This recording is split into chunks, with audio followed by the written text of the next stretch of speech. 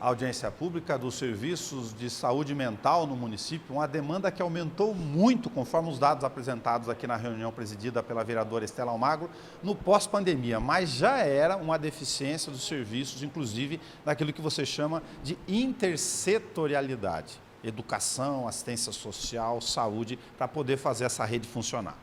Exatamente, até porque fazê-la funcionar passa necessariamente e estrategicamente por previsões orçamentárias específicas. Sem você dizer de onde saem os recursos para financiar determinadas políticas públicas estratégicas, mas que não se sabe como se garantirá, esse é um dos grandes problemas do poder público. Essa luta pela saúde pública, esse movimento antimanicomial, ele data de mais de 30 anos. O movimento, inclusive, teve participação estratégica do município de Bauru nessas marchas, mas você percebe um retrocesso em algumas áreas e você percebe uma estagnação em outras.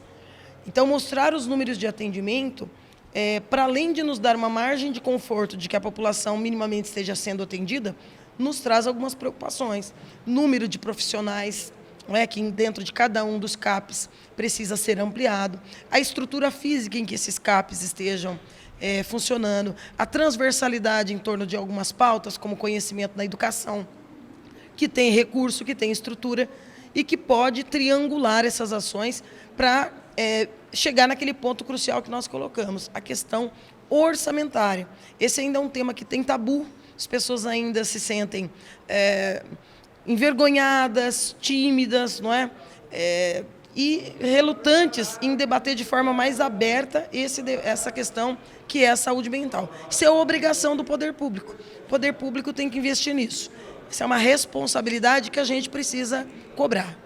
E tem várias ações relacionadas a essas pendências. Você comenta sobre a questão do orçamento municipal, sem o qual não dá para falar das outras ações, e aqui também mencionaram que o atual governo federal fechou as portas para o credenciamento dessas atividades. Foi deslocado o recurso, mas aí o cobertor fica curtíssimo, sem poder atender a demanda. Sem dúvida nenhuma. Cortou das universidades, que eram parceiros estratégicos do desenvolvimento de diversas parcerias dessas no âmbito dos municípios. Cortou da saúde, cortou da educação, cortou da assistência social, abruptamente, algo da ordem de 70%.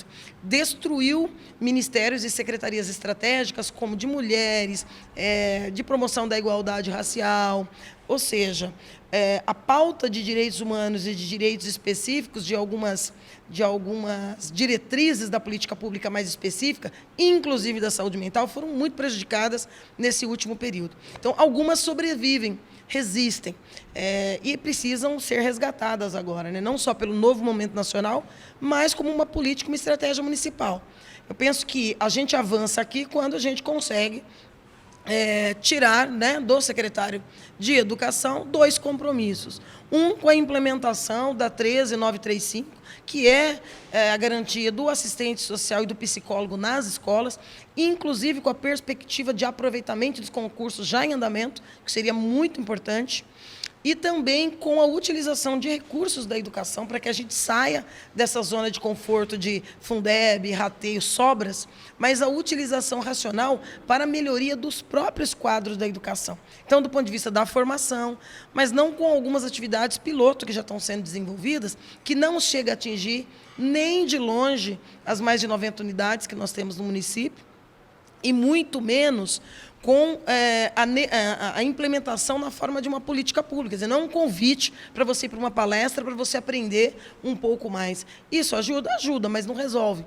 Então, a discussão são políticas públicas. Como transformar em importante, vantajoso do ponto de vista profissional, que os nossos professores entrem num ciclo, não é, de treinamento, de aperfeiçoamento, de formação mesmo, que melhore o seu currículo, que talvez até efetivamente os seus salários, mas que coloque toda a comunidade escolar numa situação de preparada para enfrentar o debate da ansiedade, da depressão, dos distúrbios, quaisquer que sejam as patologias de saúde mental, de saber para onde encaminhar, como resolver. Porque realmente o número de suicídios, de depressão, tem assustado, inclusive aqui no nosso município. Não é só simbólico dentro dessa audiência pública, a vereadora está aqui com um bordado no pessoal, que são aqueles que ficam lá dentro, reconhecidos em moção de aplauso, trabalhando há tempos sobre esse tipo de inserção. Exatamente, vale a pena mostrar, né? A equipe das residências terapêuticas, que a gente tem aqui em número de 7, acolhendo cerca de 40 pessoas no momento, que surgiu após o fechamento do Hospital do Paiva, né, que já era um modelo que a gente combatia. A gente sonha com uma sociedade onde um dia não será necessário nem mesmo as residências, né, para você ter o cidadão pleno nos seus direitos, mas hoje cumpre um papel estratégico. Então, nós os homenageamos com uma moção de aplauso pelo trabalho, mostramos aqui alguns desses pacientes no vídeo que foi apresentado e recebi esse mimo produzido, né? Quer dizer, olha, a economia criativa, né? Algo que pode, inclusive, ter renda. Então, isso já é mais uma demonstração da intersetorialidade, né? A transversalidade dessas pautas. Então, ganhamos aqui 2 guardanapos com adereços do Natal e um tapete, não é? Feito pelos pacientes que são acolhidos nessa residência. Ou seja, mais do que nunca é necessário que o município e também o Poder Legislativo se coloque dentro desse debate complexo que não pode mais ter o pudor que teve até o momento.